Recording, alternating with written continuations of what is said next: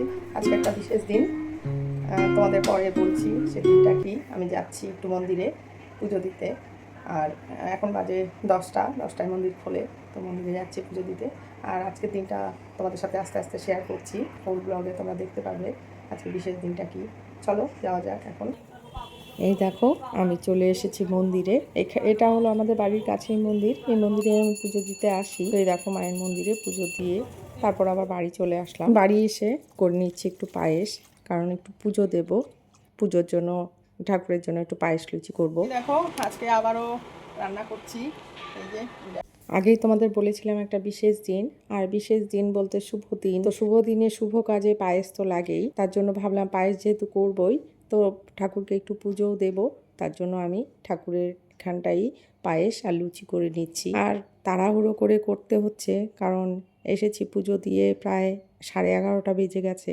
এরপর পায়েস লুচি করে তারপর পুজো দিয়ে আমার অনেকটাই দেরি হয়ে যাবে। এরপর রান্নাবান্না আছে, আর কি কোন দিকে যাব, একা মানুষ হলে যা হয়।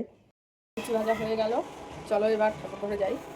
তো এই দেখো আমার পুজো দেওয়া কমপ্লিট হয়ে গেছে। আজকে পুজোর কোনো ভিডিও করিনি, তো আজকে তোমরা আমার ঠাকুরের দর্শন করে নাও। এই যে পুজো দিয়েছি, কারণ পুজোতে ভিডিও করতে গেলে অনেকটাই সময় লেগে যায়, আর প্রতিদিন আমার করতেও ইচ্ছে করে না। নিজের মন থেকে ভক্তি ভরে একটু পুজোও দিতে ইচ্ছে করে। তো পুজো কমপ্লিট করে চলে এসেছি রান্নাঘরে। এই দেখো মাংস এনে রেখেছে, তো মাংসটা ধুয়ে প্রায় বেজে গেছে 1:30। আমি মাংস ধুয়ে সব কিছু রেডি করব। এই যে মাছ মাংস সব। এদিক দিয়ে আলু ভাজা প্রথমের জন্য, কারণ মাছের ঝোল তো রান্না হচ্ছে, সে কিছুই খাবে না। এই দেখো কাজ করতে করতে প্রায় 3:45 বেজে গেছে। এখন আমি রাত্রের জন্য যা যা করবো সেগুলো একটু রেডি করছি। আর করছি, দেখতে পারবে তোমরা কী কী করবো। দিক দিয়ে যে বেলা চলে যায় টেরই পাওয়া যায় না। চলো, এখনও অনেক কিছু কাজ বাকি আছে, সব কিছু করতে হবে। এখন গিয়ে ওইগুলো করি। আজকে রান্নাটা শাশুড়িই করেছে, কারণ বললাম আমার 1:30 বেজে গেছে। তো এসে রান্না করব কখন আর খাবে, তার জন্য ওনাদের তো টাইমে খেতে হয়, তাই মাছের ঝোল আর ভাতটা উনিই রান্না করেছে। এখন রাতের জন্য আমি সমস্ত কিছু রেডি করছি। তো এই দেখো করব পমফ্রেট ফ্রাই। পমফ্রেট ফ্রাইটা আমার মেয়েরা খুব পছন্দ করে, তার জন্য পমফ্রেট ফ্রাইয়ের জন্য পমফ্রেট মাছটাকে ম্যারিনেট করে রাখলাম। আর এদিক দিয়ে আমি চিকেন তন্দুরি করব, তার জন্য চিকেনটাকে ম্যারিনেট করে রাখছি করে। আর এদিক দিয়ে করব একটু চিকেন ভর্তা, তার জন্য চিকেনটাকে একটু বয়েল করে নেব। আর করব নান, সেই নানের জন্য নান তো জানোই একটু আগে থেকেই মেখে রাখতে হয়। মোটামুটি আমার সবই রেডি হয়ে গেছে। চলো কিছুক্ষণ পর আবার ফিরে আসছি। আবারও চলে আসলাম রান্নাঘরে। এখন বাজে 6:30, একদম পুরো 6:30 বাজে। তো এখন আবার রান্নাবান্না শুরু করছি। সন্ধে দিলাম, একটু ভিডিও পোস্ট করলাম, এই করতে করতে অনেক টাইম লেগে গেল। তো এখন 6:30 বেজে গেছে, তাড়াহুড়ো করে করবো, অনেক কিছুই করতে হবে। এই দেখো এখানে করব নান, এটার জন্য মেখে রেখেছি। আর সবার আগে যেটা এখন আমার প্রয়োজন সেটা হলো চা, তার জন্য একটু চা করছি। এই যে চা করে, চা খেয়ে তারপর আবার কাজ শুরু করব। আর স্পেশাল দিন বলেছি, স্পেশাল দিনটা আস্তে আস্তে তো বুঝতেই পারছো বোধহয়, আস্তে আস্তে আরও বুঝতে পারবে। এই যে দেখো মাংসটা নিয়ে আসলাম, করে রেখেছিলাম, সেটাতে মশলাটা মিশিয়ে নিচ্ছি। চিকেন তন্দুরির ম্যারিনেট করে রেখেছিলাম, এখন বাকি মশলাটা মিশিয়ে এটাকে আমি ওভেনে দিয়ে দেব চিকেন তন্দুরিটা করার জন্য। আর এদিক দিয়ে মাছটাও আমি পমফ্রেট ফ্রাইটা আমি যেটা করি পুদিনা আর ধনেপাতার চাটনি দিয়ে। হ্যাঁ এখন এই কেক যদি ভালো লাগে না কি লাগে না সেটা আমি জানি না, বিকজ ওর বাটারস্কচ আইসক্রিম আলাদা জিনিস, হ্যাঁ কেক আলাদা জিনিস। হ্যাঁ আমি অনেকবার বলেছি তোমরা তো কি শুনে হবে না। হ্যাঁ তা আমি যে বাটারস্কচ কেক বানাই সেটাই তো তোদের পছন্দ। কই বানিয়েছো বাটারস্কচ? হ্যাঁ বাটারস্কচেরই তো ফ্লেভার দিয়ে বানাই। জায়গা থেকে হিলে গেছে। হ্যাঁ জায়গাতে থাকা ধরিস না, এখান থেকে উঠিয়ে নিয়ে না না এখনই করতে হবে না, এখন এইভাবেই থাক না। ফ্রিজে রাখি? হ্যাঁ ফ্রিজে ওটা সহই রাখ, প্যাকেটটা সহ। হিলে গেছে, হিলে যাক, প্যাকেটটা সহই রাখ। চিকেন তন্দুরিতে আমি দিয়ে দিচ্ছি একটু কসুরি মেথি। কসুরি মেথিটা দিলে কিন্তু ফ্লেভারটা খুব সুন্দর আসে। আর চিকেন তন্দুরিটা আমার বিশেষ করে আমার বড় মেয়ের খুবই পছন্দের। তো তোমরা হয়তো বুঝতেই পেরেছো যে আজকে কি, আজকে হলো আমার বড় মেয়ের জন্মদিন। তো ওর জন্যই সব কিছু রেডি করছি। আর ও চিকেন তন্দুরি, চিকেন ভর্তা এসবই বেশি পছন্দ করে। এখনও ও আসেনি। আর ওই দিক দিয়ে শোনো, দুজনে বাপ মেয়ে দুজনে ঝগড়া করছে ঘর সাজানো নিয়ে। তোমরা তো জানোই ও নিউ টাউনে থাকে। তো আজকের জন্য, শুধু আজকে রবিবার বলে আজকের জন্য আসবে। এই তো এসে গেছে। তো কালকে, আজকে এখন বাজে 7:30, এখন এসেছে, আবার কালকে সকাল 8:30টায় চলে যাবে। আসার সময় 4টে। ছোট মেয়ে আর বাবা মিলে ঘর সাজিয়েছে, চলছে সেসব ডেকোরেশন, আর আমি এদিকে করছি রান্না। আর ও এসেছে, ক্লাস ছিল না, পরীক্ষা ছিল, পরীক্ষা দিয়ে তারপর এসেছে সল্টলেক থেকে সোজা। তো এসে এখন ও গেছে একটু ফ্রেশ হতে, আমার ততক্ষণে রান্না বান্না হয়ে যাবে। আমি গার্লিক দিয়ে বানিয়েছো? না, গার্লিক দিয়ে বানাবো? হ্যাঁ। তাহলে গার্লিক ছুলে দিতে হবে। তো এই দেখো আমার সমস্ত কিছু রেডি হয়ে গেছে। আমিও একটা শাড়ি পরে আসলাম, সেরকম কিছু সাজগোজ করিনি, কিন্তু নাইটি পরে তো আর থাকা যায় না, তাই একটা শাড়ি পরেছি। আর সমস্ত কিছু এখন ডাইনিং টেবিলে সাজিয়ে নিচ্ছি।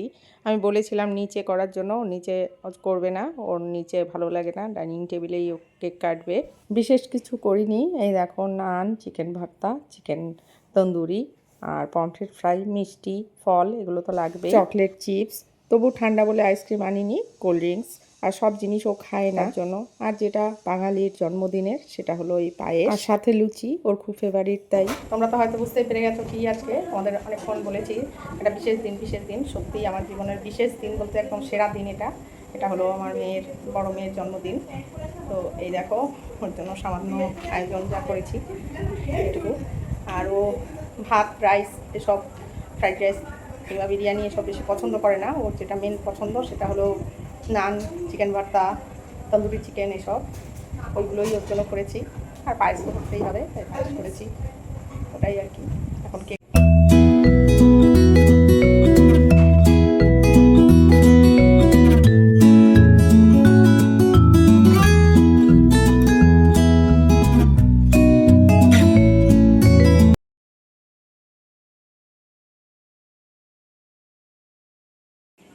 এই তো আমাদের বার্থডে গার্ল।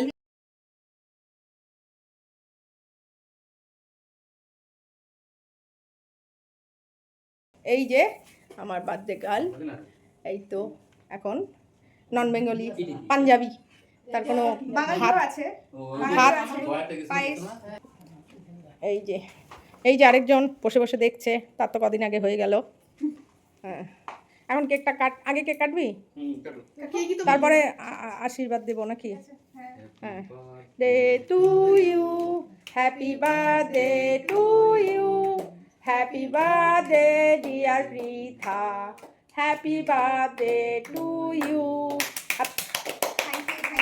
আর মেয়ে যেটা বলছিল, ও আসলে আসার সময় ছিল না, যেহেতু জন্মদিন ছিল তাই এসেছে, রবিবার ছিল বলে, নয়তো আসতে পারতো না। তবুও পরীক্ষা দিয়ে সেই 7:30টায় এসেছে। যাই হোক, তো ও যেটা বলছিল ওর নাকি এরকম জন্মদিনই ভালো লাগে, শুধু ফ্যামিলির সাথে স্পেন্ড করা, অন্য বন্ধু বান্ধব নিয়ে কিংবা পার্টি করা, এগুলো ওর পছন্দ না। ও বলে যে আমার যখন কমপ্লিট হয়েছে সব কিছু, তখন বলছিল যে আমার এটাই আমার কাছে সব থেকে ভালো জন্মদিন। তোমরা হয়তো শুনতেই পাচ্ছ, পাশ থেকে আরেকজন নানা রকমভাবে ওকে খেপিয়ে তুলছে। গত বছরও এভাবেই করেছিলাম, ছোটোবেলায় জন্মদিনটা একটু বড় করে করতাম, এখন আর করি না।